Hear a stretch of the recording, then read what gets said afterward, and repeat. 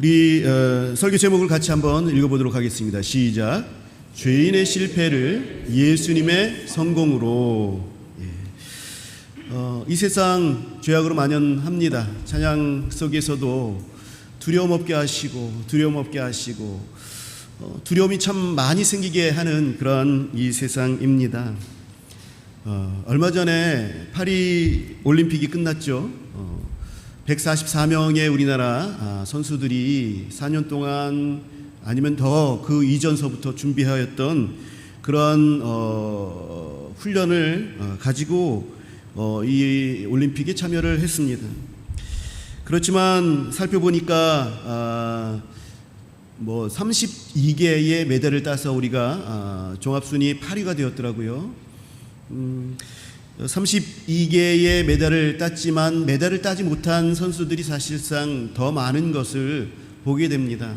단체전도 있고 그리고 또 한 사람이 또 여러 개의 메달을 딴 것도 있으니 따지고 보게 되어지면 한 40명 안팎으로 메달을 따지 않았나? 그렇게 이제 생각을 해보고, 그렇다면은 144명이 참석을 했는데 100명 이상의 선수들은 메달을 따지 못한 그런 선수들이 있죠. 패배하고 또 기록 단축에 실패한 그런 선수들은 승리한 이들의 환호를 뒤로 한 채 자기 짐을 챙겨서 조용히 라커룸으로 빠져나가는 모습들을 카메라에서 종종 보게 됩니다. 많은 사람들이 승리한 선수들에게 주목하게 되는데, 저는 이상하게 그 뒤로 쓸쓸히 자기 도구들을 챙겨서 문을 열고 사라지는 그 뒷모습을 보게 되더라고요. 경기에서 패한 선수는 아무리 그 멘탈이 강한 선수라 할지라도 얼마간의 몸도 마음도 회복하는 시간이 필요하다고 합니다. 그래서 패배한 선수들을 돕는 프로그램들이 있다고 해요. 그래서 이 프로그램은 선수들의 목적이 무엇인지를 다시 한번 일깨워주는, 그것으로 인해서 다시 한번 자기 자신을 다잡는 그런 역할을 해준다라고 합니다. 선수들의 목적이 무엇이냐? 그 경기의 승패가 아니다 라는 것을 알려주고, 그 너의 이 경기를 치르는 그런 목적, 선수들의 목적은 무엇이냐면 너 자신에 대한 극복과 그리고 기록 달성, 조금이라도 너의 최고의 기록에 도달하게 훈련하는 것, 이것이 너의 목적이다 라는 것을 알게 해서 자기 자신에 대한 연민과 사랑의 마음을 품게 하여서 다시 회복하여서 연습에 뛰어들게 하고, 그리고 다른 시합에 또 임하게 그렇게 훈련시킨다고 합니다. 목적의 조정이 실패를 극복하고 그리고 계속 도전하게 하는 힘이 된다라는 것이죠. 이러한 목적을 더 높은 곳에 두었던 운동선수가 있는데, 전에도 한번 나누었던 선수입니다. 에릭 리델이라고 하는 영국 선수. 이 영국 선수의 이야기는 100년이 지난 지금까지도 또 교회뿐만 아니라 일반적으로도 회자가 되는 그런 선수입니다. 이 에릭 리델이라는 선수의 달리는 목적은 하나님이 나를 잘 달리게 하신 것을 내가 누리는 것이다. 그게 목적이에요. 하나님이 나를 잘 달리게 하셨어. 그래서 나는 달리면서 기쁨을 누려. 그래서 나는 달리는 거야. 이게 에릭 리델의 목적이었어요. 그리고 이 달리는 것을 통해서, 그 기쁨을 통해서 하나님께 영광을 돌리는 것, 이것이 그의 목적이었습니다. 에릭 리델이 올림픽에 참가한 때도 파리 올림픽이었어요. 그 주일에 경기가 열리게 되자 그 경기를 포기하였죠. 금메달, 유력한 자기 자신이 딸 수 있는 그 금메달을 포기한 거예요. 하나님을 위해서 달리는 것이고, 달리는 기쁨이 있어야 하는데, 하나님을 위해서도 기쁨을 위해서도 달리지 못한다면 금메달도 나는 영광스럽지 않다라고 포기한 것이죠. 목적에 의해서 이기고 지는 것에 대한 생각도 이렇게 달라진 것입니다. 이 에릭 리델은 다른 또 출전 기회를 하나님께서 주셔서, 그래서 거기서 금메달을 따고, 이것이 굉장한 뉴스로 나타나서 지금까지도 이런 것들이 회자가 됩니다. 우리들의 일상생활 속에서도 일반인들 가운데에서도 이렇게 운동선수와 마찬가지로 패배라는 것은, 실패라는 것은 자주 겪게 되어지는 그러한 것들입니다. 이 실패를 두려워해서 많은 사람들이 고통 속에 있다라는 통계를 봅니다. 두려움이 있어요. 많은 사람들이 두려움을 가지고 살아갑니다. 실패에 대한 두려움, 염려를 가지고 살아갑니다. 그리스도인들도 마찬가지일 수 있는 것이죠. 일상을 살아가는 데에서도 실패하는 것을 두려워하고, 영적인 부분에 있어서도 실패하는 것을 우리는 두려워합니다. 여러분, 두렵습니까? 실패 고통이 나를 붙잡습니까? 오늘 말씀을 통해서 우리 그리스도인들도 흔들리지 않는 믿음의 삶, 이것들을 위해서 우리의 삶의 목적이 어디에 있는지를 자세히 점검해 보고 참 진리의 목적을 두시는 저와 여러분들이 되기를 간절히 바랍니다. 오늘 본문을 보게 되면 베드로는 실패를 맛보고 있습니다. 베드로는 친동생 안드레와 또 그 친구들 야고보와 요한과 함께 어부의 생활을 해온 사람들이 있죠. 베드로는 평생 직업으로 이 어부의 직업을 생각하면서 고기를 잡고 있었습니다. 그런데 이 베드로도 때때로 실패가 있는 거죠. 고기를 많이 잡을 때도 있지만 어느 날은 굉장히 적게 잡는 때도 있습니다. 그런데 이상하게 오늘 밤새도록 그물을 던졌는데 베드로의 배도 그렇고 또 야고보의 배도 그렇고 단 한 마리도 잡히지 않는 겁니다. 이런 날은 평생을 통하여서 단 한 번도 겪어본 일이 없습니다. 잔챙이라도 잡혀야 하는데 그 잔챙이 한 마리도 잡히지 않는 거예요. 결국 포기하고 아침이 되어서 호숫가에서 그물을 씻었습니다. 이 그물을 씻고 있는 그 베드로와 그 동료들의 모습, 한 마리도 밤새도록 수고했지만 한 마리도 고기를 잡지 못하고 아침에 일어나서 그물을 씻고 있는 이 모습들이, 저는 올림픽에서 경기에서 패배한 선수들이 고개를 떨구고 자기 짐을 챙겨서 조용히 라커룸으로 사라지는 그 뒷모습을 연상케 했습니다. 이들은 아무 말 없이 아마 그물을 정리했을 것입니다. 실패의 쓴맛을 그 마음속으로 정리하면서 어젯밤에는 밤새도록 수고했는데 오늘 밤에는 좀 잡을 수 있으려냐. 왜냐하면 밤에 주로 고기를 잡았기 때문에 그렇습니다. 오늘 밤에는 좀 잡을 수 있으려나 생각하였을 것입니다. 도대체 이게 무슨 일이지? 어떻게 한 마리도 고기를 잡을 수가 없단 말인가? 의아해하며 고개를 갸우뚱하며 그물을 씻습니다. 여러분, 우리도 패배를 맛보고 실패를 맛볼 때에 고개를 숙이며 아무 말 없이 지쳐서 집으로 돌아온 때가 있지요.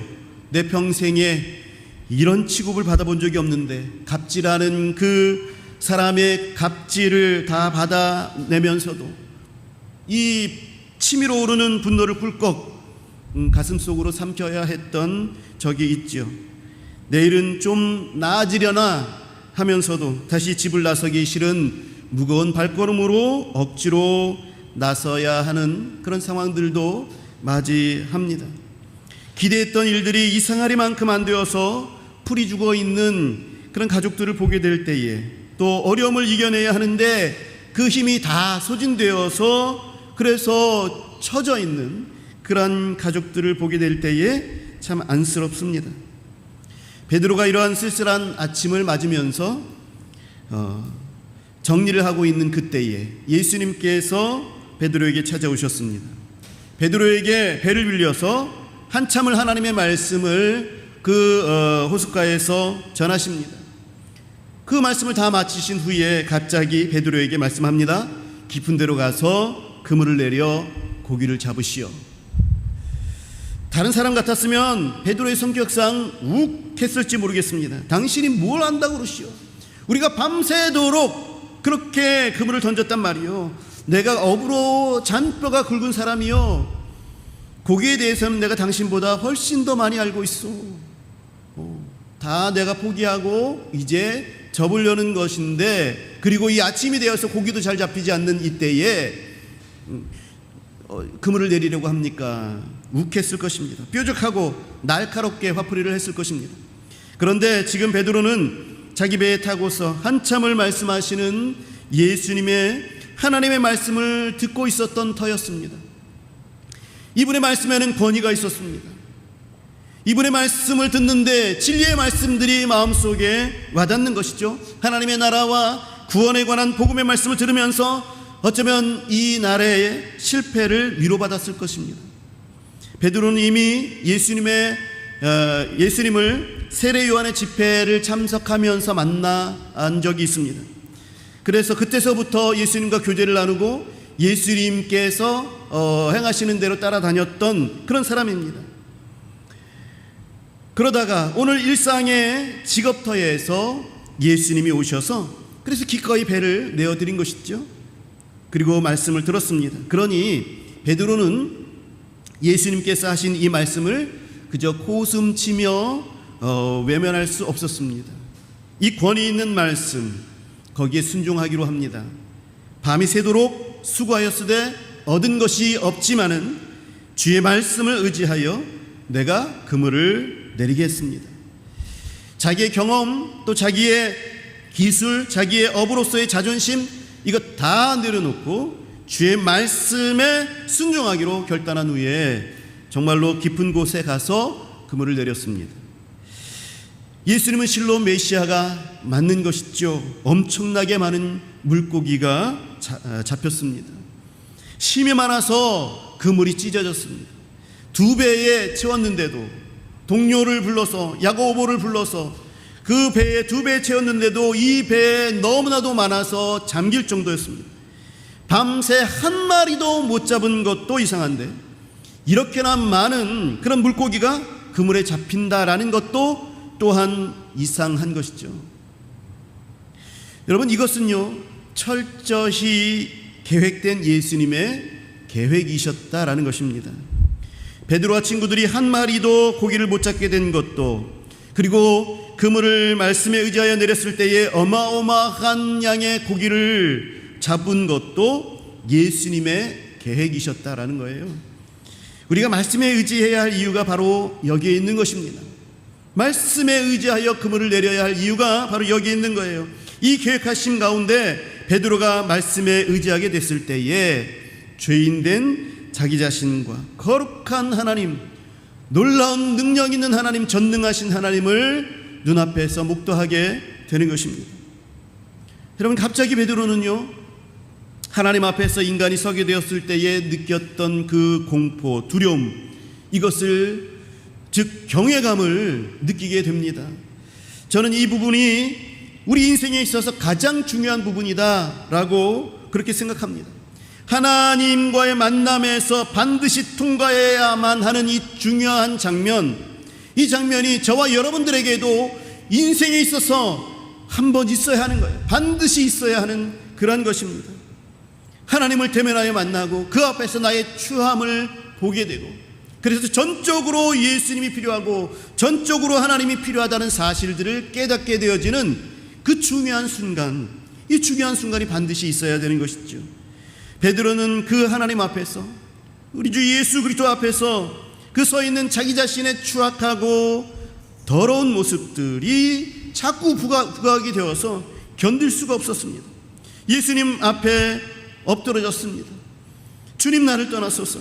그 거룩하심 앞에 감히 이 시커먼 죄덩어리로 범벅된 내가 감히 있을 수 없나이다. 여러분, 혹시 내가 이런 죄인임을 깨닫고 계십니까? 내가 이런 죄인임을, 하나님 앞에서 이런 죄인임을 깨닫고 계십니까? 아니면 이런 얘기를 들을 때마다 불편하십니까? 청파교회를 은퇴하신 김기성 목사님이라는 분이 계신데요, 참 훌륭하신 목사님이십니다. 이 목사님께서는 예수 믿지 않는 가정에서 태어나서, 그래서 처음 이제 교회를 나가게 되셨는데, 이 목사님이 말씀하시는, 그 강단에서 말씀하시는 우리 모두는 죄인입니다 라는 이 말씀이 그렇게도 싫었다는 거예요. 왜냐하면 자기는 누구보다도 철저하게 바른 생활을 해온 사람이거든요. 교복 호크 한번 풀어본 적이 없고, 또 학교에서 겨울에도 주머니에 손 놓고 다니지 마라 라고 얘기하면 아무도 보지 않는데도 불구하고, 한겨울에 꽁꽁 어는 그 추위에도 불구하고 주머니에 손을 넣지 않고 다니는, 그래서 그냥 꽁꽁 언 손을 견디면서 다니는 그런 사람이었다라는 거예요. 이러한 범생이었기 때문에 우리가 죄인이다 라는 말이 결코 마음에 와닿지 않은 것입니다. 그런데 은혜를 받고 나서, 예수님의 사랑을 깨닫고 나서 예수님을 대면하여 보았을 때에 지금 이 베드로와 같은 똑같은 고백을 할 수밖에 없었다라는 겁니다. 저는 모태신앙이었기 때문에 이분과는 조금 다른 모습을 가지고 있었어요. 말씀대로 살고자 용을 쓰고 애를 쓰는데 말씀대로 의로워질 수가 없는 거예요. 자꾸 죄를 짓게 되어지는 거예요. 이것 때문에 죄책감에 시달리게 되는 거예요. 그런데 로마서의 말씀을 통해서 정말로 괜찮아, 우리 예수님께서 말씀하시는 것을 듣는 거예요. 네가 죄인이라도 괜찮아, 그것이 너의 본 모습이야. 그런 너를 내가 사랑한다. 죄인된 너의 모습을 내가 사랑한다. 이 사랑에서 끊을 수 있는 것이라고는 아무것도 없어. 너를 정죄하지 않아 말씀하시는 그 말씀에 제가 전율을 했어요. 여러분, 혹시 아직까지도 내가 죄인이라는 말에 대해서 불편하신 분이 계시다면 예수님의 은혜의 손길 앞에서 이 베드로처럼 설 수 있게 되기를 간절히 바랍니다. 베드로가 이렇게 예수님 앞에서 주여 나를 떠나소서 나는 죄인이로소이다라는 이 장면에 관련된 이 말씀, 이것이 사실상 오늘 말씀에 있어서 가장 중요한 말씀이다라고 할 수 있습니다. 여러분, 주님 앞에서 내가 철저한 죄인임을 깨닫고 그렇게 하나님 앞에 서야 예수님의 은혜가 얼마나 큰지, 사랑이 얼마나 큰지를 감격하게 되는 거예요. 그럴 때에 은혜가 나를 보게 하고 나의 못나고 죄악된 모습들이 다 드러나게 되는 것입니다. 성 어거스틴이 자신의 고백록에서 이렇게 기록하고 있습니다. 내가 은혜를 받았을 때 내가 보기 싫어 내 뒤로 숨겨놓았던 내 모습을 예수님은 내 눈앞에 들이대시며 보라고 하시는 것이었습니다. 그것들에 대해서 가슴 아파하며 정말 처절히 하나님 앞에서 회개하였을 때에 나는 예수님의 크신 은혜 속에 한없이 울었습니다. 이것이 성 어거스틴의 고백입니다. 은혜는 굳이 이것을, 이 죄악을 끄집어내어서 보라고 합니다. 그래서 은혜는 회개로부터 시작되는 거예요. 성경이 말하는 인간에 대한 가장 기초, 그것은 무엇이냐? 우리 모두가 다 죄인이라는 사실입니다. 사랑하는 성도 여러분, 베드로가 잘한 일이 예수님의 말씀에 의지하였다라는 것입니다. 말씀에 의지하여서 자기 고집을 꺾어냈다라는 거예요. 여러분, 하나님은 우리의 옛자가 죽기를 바라시고 계속해서 우리의 옛자를 죽이십니다. 이 고집스러운 옛자는 하나님을 의지하는 것을 방해하기 때문에 그렇습니다. 이 고집을 꺾어내야 합니다. 이 만남이, 이 예수님과의 만남이 베드로에게 준 큰 은혜가 어떤 것이었습니까? 그것에 대해서 더 살펴보겠습니다. 이 죄악된 것이 드러나서 나를 떠나소서 하는 이 베드로에게 예수님은 나와 함께 하자 손을 내미십니다. 이제 너는 사람을 취하리라, 다시 말해서 사람을 낚으리라, 그렇게 말씀하십니다. 베드로에게 또 다른 인생의 목적이 생겼습니다. 그 전에는 먹고 사는 것이 목적이었죠. 그날 많이 잡으면 즐거워하고 적게 잡으면 근심하고 실패에 대해서 가슴 아파했습니다. 이렇게 그런데 이제는 그런 것에 일희일비하지 않는 그런 더 큰 목적을 주신 거예요. 목적이 크게 생기면 더 이상 작은 것들에 대해서, 그런 것들에 대해서 흔들리지 않게 되는 것입니다. 여러분, 베드로가 어떻게 하였습니까? 11절에 보게 되면 그들의 배들을 육지에 대고 모든 것을 버려두고 예수를 따르니라 그랬습니다. 여러분, 여기서 우리가 좀 살펴보아야 하는 것이 있어요. 여러분, 예수님께서 실패하여 아무것도 잡지 못한 베드로에게 그물을 던지라 라고 말씀하셨고, 그래서 그 그물을 던졌을 때에 어마어마한 물고기를 잡게 하셨습니다. 베드로는요, 이 어마어마하게 잡게 되어서 두 배가 가라앉게 되어진 이것들도, 이 물고기조차도 다 내려놓고 예수님을 따르게 된 거예요. 모르겠습니다. 다른 사람들 시켜서 이 물고기를 파십시오 라고 했을 수도 있지만, 분명한 것은 이제 그 이후로 베드로는 그 모든 것들을 다 내려놓고 예수님만 쫓는 제자가 되었다라는 것입니다. 더 이상 물고기를 많이 잡는 것, 적게 잡는 것, 그것에 일희일비하지 않는 또 다른 목적이 베드로에겐 생긴 거예요. 더 이상 그런 것들이 관심사가 되지 않았습니다. 이제 예수님을 따르는 제자로 살게 되었습니다. 예수님은 물고기를 한 마리도 못 잡게 하시는 분이시기도 하시고, 예수님은 물고기를 주체할 수 없게 많이 잡게 하시는 분이심을 알았기 때문에 그렇습니다. 내가 예수님 안에서 살아간다면, 예수님께 붙잡혀서 예수님의 목적대로 살아간다면, 이제 실패도 이유가 있는 것이고 성공도 주를 위한 것이 되는 것입니다. 주님의 계획 속에 내가 있다면, 그래서 내가 그분께 나를 맡겼다면, 이제 주님이 나를 주님의 성공으로 이끄시는 거예요. 삶의 목적이 바뀌면 일상의 실패와 성공으로 일희일비하지 않습니다. 예수님이 승천하실 때에 500명 이상의 제자들이 있었죠. 그래서 이 제자들이 예수님과 함께 예수님이 사역하실 때에도 동역했습니다. 12사도들은 특별히 일상을 예수님과 동행하며 사도로서 사명을 감당하도록 부름을 받았지만, 다른 제자들은 다 사도들처럼 일상을 포기한 자들은 아니었어요. 다른 제자들은 모두 각자가 자기의 일터에서 자기 식구들을 위해서 일하지만, 또 그 가운데서도 예수님의 제자가 되어서 예수님을 위해서 살았던 사람들입니다.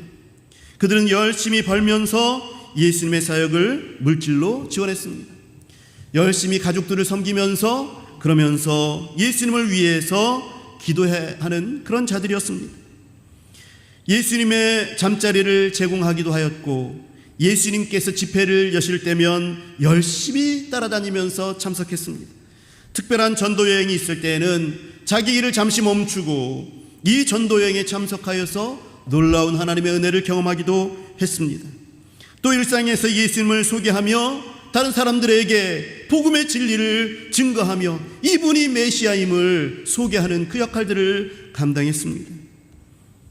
이들의 관심거리와 걱정거리는 더 이상 먹고 사는 문제가 아니었습니다. 일상에서의 나의 실패와 나의 성공은 더 이상 문제가 되지 않았습니다. 예수님은 죄인인 나의 실패를 결국 예수님의 성공으로 만들어 가시는 분이시기 때문입니다. 나의 실패와 성공은 예수님이 자신의 목적대로 연출하실 수 있으십니다. 주님을 위해서 살도록 부르신 부르심에 우리가 순종하게 될 때에 우리의 일상의 목적도 달라지게 되는 겁니다. 실패도 주님 손에 있습니다. 성공도 주님 손에 있어요.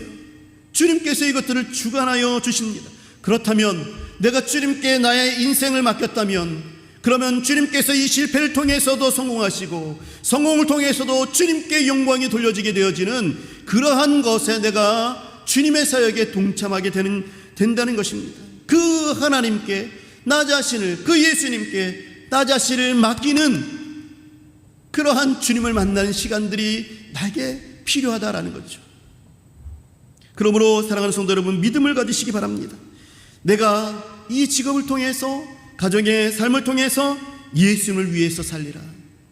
사랑하는 성도 여러분, 나 같은 죄인을 부르신 그 예수님께 나의 고집 다 꺾어내시고 주님의 말씀에 의지하여 내가 행하겠습니다라고 행했던 베드로처럼 하나님의 목적을 위해 내가 사용됨으로 말미암아 이제는 일상에서 오게 되는 실패와 성공에 휘둘리지 아니하고 주님을 위하여서 기쁨으로 사실 수 있는 목적을 가지는 저와 여러분들이 되시기를 우리 주 예수 그리스도의 이름으로 간절히 축복합니다.